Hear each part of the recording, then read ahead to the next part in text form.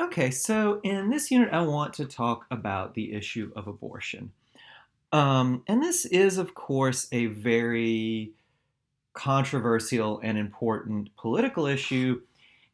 It also raises a lot of really difficult and really interesting philosophical questions. It is a hard debate on a lot of levels. I have sometimes in the past hesitated to have it in this class just because it's so difficult, because you quickly get involved in some very tricky and subtle issues. Um, there's also the issue of emotion in the abortion debate, and it's something I'm going to guess most people have very strong opinions about. Um, so I will say, as we go into this is important generally in a philosophy class, but I think even more so here. Be civil to each other, be charitable in your interpretation and reconstruction of each other's arguments. However you feel on this, we're not going to get anywhere. We're not going to make progress if we can't try to understand each other's arguments, if we don't try to give the other side a good argument. Okay, so just saying that as a sort of, heads up to the whole issue. Okay, so in coming lectures, I want to talk about one argument for a pro-life position, the Marquis argument, and in another, an argument for a pro-choice position, the Thompson argument. I am going to call both sides by their preferred names. I think it's pretty cheap when we try to get a victory by casting the other side as pro-abortion or anti-choice, right? No one in their right mind is pro-abortion. Even people who think there ought to be a right to an abortion don't think it is a good thing when people have one, right? It's just the less bad option. And people who think that abortion is wrong are not generally against choice and other matters. They tend to think it's a good thing, as most of us do, right? So I'm going to try, and I think we all should, let's not try to get our way to victory by some kind of cheap verbal maneuver, calling the other side something bad, whichever side you might be on here, right? Okay. So, pro-life argument, pro-choice argument, both pretty involved arguments. I'll spend some time on both.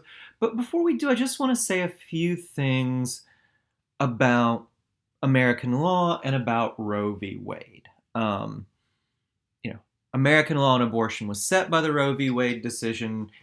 It's worth saying what Roe did, and you guys already read this, but also a little bit more about the reasoning in Roe. So, before Roe, abortion laws were left to the states.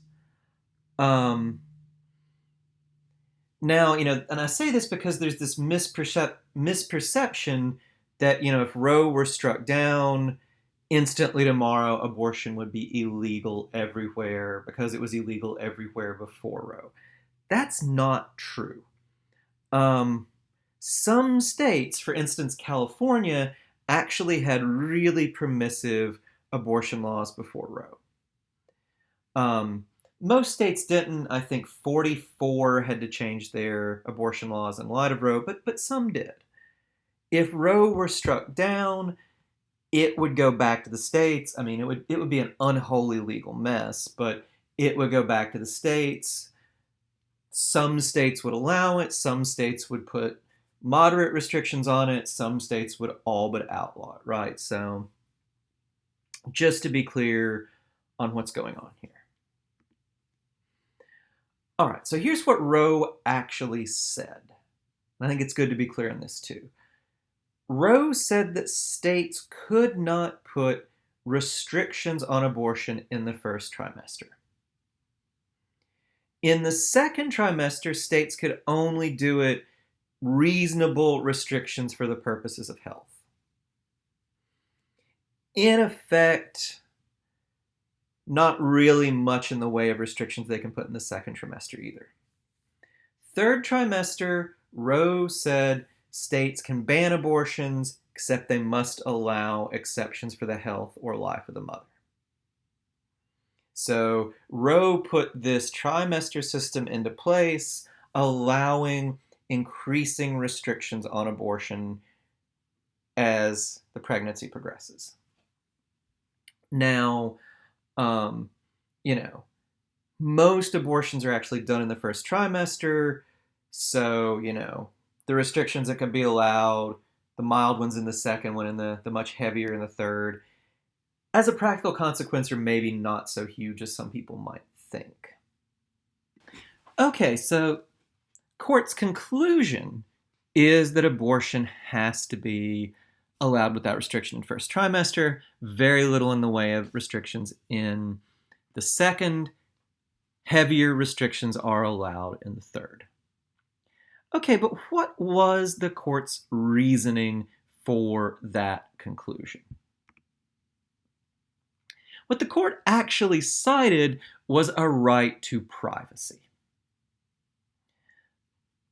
Now, some people will criticize this because they'll say, well, okay, right to privacy, that's not in the Constitution, explicitly. This just comes out of nowhere. I don't think it actually does. For one thing, there had been other cases where the court had established something like a right to privacy. There was a case, Griswold v. Connecticut. Connecticut had banned the sale of condoms and other birth control. Court says, okay, Connecticut, you are meddling in people's private lives in a way that we think that the Constitution clearly meant to prohibit, right? We have stuff like restrictions on search and seizure, what you can do in your own home. That definitely seems to be something the Constitution is worried about, so we think there's this right to privacy. Griswold kind of established that, and Roe was just kind of building on something this earlier case established. But I think if you go deeper, and let's not talk too much about constitutional interpretation. I'm not a lawyer. I don't know. But if you think about moral issues, there is a lot going on under this right to privacy, and they are really incredibly important rights. There's a right to privacy itself. Government shouldn't be able to snoop into your life without a very good reason. We talked about that in the last unit. There's also a right to your own body. We have a right, maybe there should be some restrictions on this. We talked about this with the drug laws. But we have a right to our own body, and the government needs a darn good reason to put any restrictions that run into this right to our own body, right? What's more, we have a right to make reproductive decisions, right? We should be able to decide if we want to have children, when we want to have children, with whom we want to have children, right? That was one of the things that was at work in Griswold, and I think makes a lot of sense to say, who are you to meddle in people trying to make these decisions, right? All of this is at work. All of this is in favor of allowing a right to an abortion. Well, what could possibly be against? Well, what could be against is the moral status of the fetus, right? Clearly, the pregnant woman has a number of rights that would support allowing abortions, right? Well, the really difficult question then seems to be, does the fetus have rights that could possibly be balanced against or even trump these rights that the pregnant woman has? And what did the court do on this? The court actually just danced around and tried to really sidestep this super hard, this super difficult question of the fetus's moral status. There's a lot of hand waving here, right? And I'm not going to give the court too hard a time because you're trying to get 7 people to agree on an opinion. It's going to be hard, right? The way the court did it, and you kind of see this in the whole trimester framework, court seems to say, well, clearly not a person.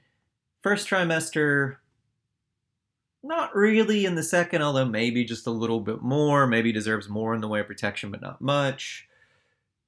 Third trimester pretty much seems to be a person, right? And they don't really,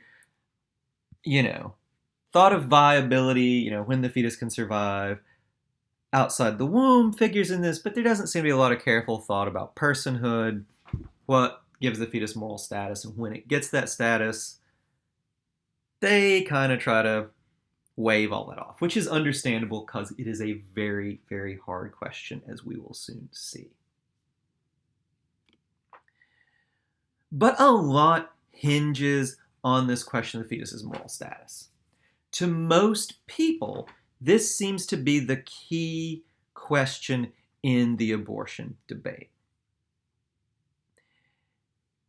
If the fetus doesn't have any moral status, if it doesn't have any rights, then it pretty clearly seems that the rights that women have in favor of allowing abortions are going to be such that the state should not meddle here, right?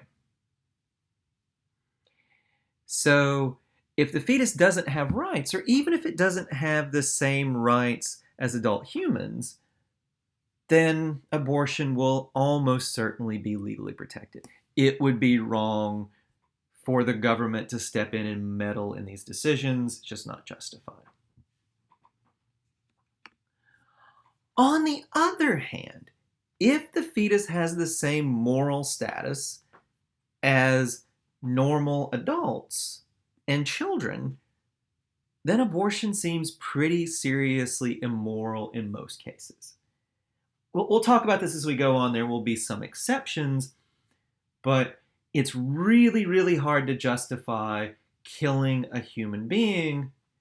And if the fetus has the same moral standing as other human beings, you would need exactly the same level of justification to justify killing it, which is maybe possible to get in some cases, but really, really hard. If the fetus has the same moral status as adults and children, well, then abortion should also probably be illegal, right? Your, everyone else's right to life trumps just about any rights other people might have to say their own body, right? So, if fetus is a person, the government can then claim we have an interest in protecting the right to life of things that have this right, so laws against abortion are justified. Not to put too fine a point on it, but justified in the same way that laws against murder are justified. All this is going to depend on this question of personhood, or so it seems.